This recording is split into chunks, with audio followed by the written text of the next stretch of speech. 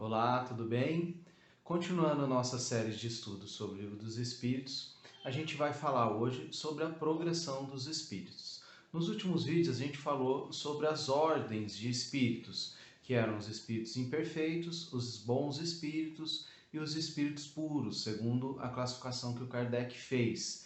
Hoje a gente vai entender como que um espírito se tornou bom, como que um espírito se torna um espírito puro, ou se ele vai ser para sempre imperfeito, como que ele pode se mover de uma ordem para outra, ou seja, evoluir de uma ordem para outra. Se você está gostando dessa série, está gostando de acompanhar, não esquece de deixar o seu like no vídeo, compartilhar com as outras pessoas para que também possam ter acesso a esse conhecimento. E se não for inscrito no canal, não esquece de se inscrever para poder receber os próximos vídeos.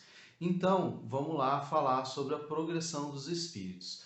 Kardec perguntou no Livro dos Espíritos para os espíritos se os espíritos já nascem bons ou como que acontece isso.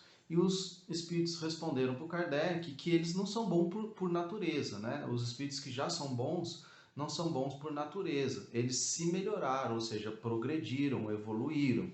Porque todos os espíritos foram criados iguais, simples e ignorantes. A gente viu isso lá nos vídeos iniciais, quando a gente falou dos espíritos.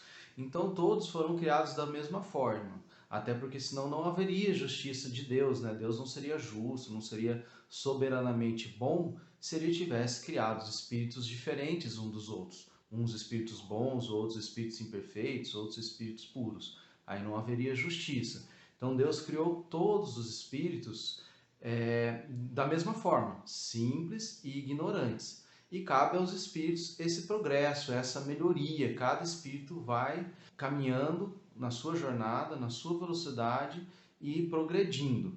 E o que faz com que esses espíritos possam progredir? São as provas, as dificuldades da vida, as situações às quais o espírito é exposto. Quando a gente é criado, quando os espíritos foram criados, já logo de cara surgiram questões para os espíritos, né? Inicialmente a questão de sobrevivência, aquelas primeiras situações em que o espírito precisava se desenvolver para ir sobrevivendo. E conforme o espírito vai ganhando consciência, vai ganhando inteligência, essas dificuldades, essas necessidades vão mudando, fazendo com que o espírito continue progredindo. Então é dessa forma que os espíritos progridem, com as dificuldades, com as provas pelas quais o espírito é exposto para poder se melhorar. Mas é a aceitação das provas que faz o espírito melhorar mais rápido ou não, né? Principalmente quando esse espírito já é um espírito bem consciente, já tem uma certa inteligência. Ele pode, como todos os espíritos têm livre-arbítrio, a gente vai ver isso um pouco mais adiante, né? Ou seja, o espírito pode ou não aceitar a aprovação, pode ser um pouco resistente a essa aprovação. Como o espírito tem esse poder de decisão, ele consegue acelerar o progresso dele ou atrasar a marcha dele. Então, conforme o espírito seja resignado, essa palavra que a gente usa bastante dentro do espiritismo, ou seja, conforme ele tem resignação, aceitação das provas, ele pode progredir mais rápido, porque ele vai passando por essas provas e aprendendo com elas. Mas se o espírito é resistente, recalcitrante, as provas, as dificuldades, fica revoltado, ele não vai tirar a lição necessária dessa dificuldade, dessa prova pela qual ele está passando, e provavelmente vai ter que passar novamente pela prova para poder aprender. Então esses espíritos ficam mais atrasados na marcha evolutiva. E isso pode acontecer com todos os espíritos. Então o processo evolutivo depende do próprio espírito. Não depende exclusivamente da vontade de Deus com que o espírito possa evoluir. Uma outra pergunta que o Kardec fez, que é muito interessante, será que o espírito ele pode ficar eternamente mal? Então, se um espírito se negar, né, como a gente está falando aqui, a evolução depende do espírito. E se ele se negar a evoluir, se negar a passar pelas provas, será que ele vai ficar eternamente mal? E o que os espíritos respondem? Que nenhum espírito será eternamente mal. Todos um dia se tornarão perfeitos. Ou seja, mesmo esse espírito resistente, que não aceita as provas pela qual ele passa, que hoje a gente entende como um espírito mau, que não quer o bem das pessoas. Esse espírito, com o passar do tempo, ele vai cansando dessa postura, porque ele mesmo vai vendo que ele sofre muito. E isso vai fazendo com que esse espírito vá se cansando, vá se tornando um espírito, entre aspas, mais dócil à aceitação das provas. E aí o espírito começa a marchar na evolução novamente. Então, acontece do espírito paralisar na evolução, mas não acontece paralisar momentaneamente, mas não acontece dele não evoluir para sempre. Uma hora esse espírito vai começar a progredir novamente. E mesmo essa paralisação, ela é uma paralisação aparente, porque sempre há algo ali que o espírito está aprendendo, alguma coisa que ele esteja evoluindo e que uma hora vai fazer com que esse progresso dele se acelere novamente. E aí os espíritos perguntam então, será que, o Kardec pergunta então para os espíritos, mas então será que um espírito mau ou um espírito que já aprendeu alguma coisa, ele pode regredir, ou seja, ele é um espírito bom, mas aconteceu algumas coisas e ele se revoltou e agora ele regrediu, né? Como tem aquela mitologia do anjo decaído, do céu, que se tornou mal, que é Lúcifer, né? Será que isso pode acontecer, de fato, de um espírito ser bom e depois se tornar mal? E aí a resposta é a seguinte, que não tem regressão.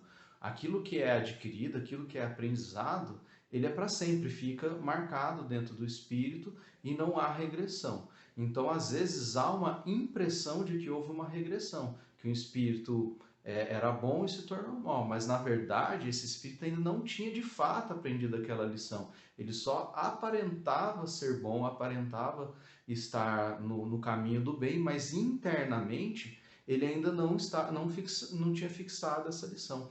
E esse é um ponto muito importante, muito que a gente tem que ter muita atenção, porque conforme a gente vai aprendendo, estudando Evangelho, entendendo o que é o bem, entendendo o que é o caminho para a evolução, a gente pode se iludir achando que está progredindo.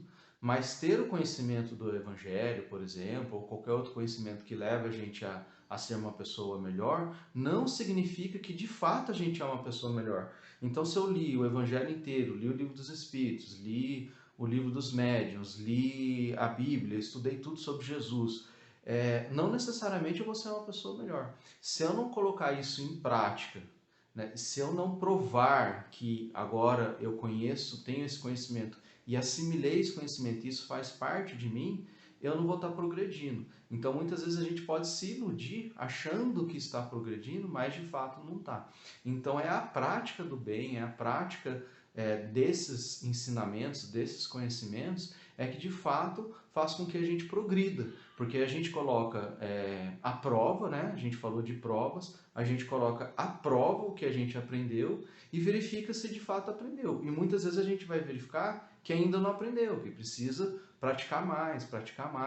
A gente vai se conhecendo, percebendo nuances da nossa personalidade que a gente não conhecia, que a gente ainda precisa melhorar. Então é na prática que a gente vai testando o que a gente aprendeu teoricamente no conhecimento. Por isso que o Espiritismo bate tanto na questão da caridade, que fora da caridade não há salvação. Por quê? Porque é com a prática do bem, com a prática daquilo que a gente aprendeu no Evangelho, que a gente vai testar e vai, de fato, fixar no nosso espírito aquele conhecimento, aquele aprendizado.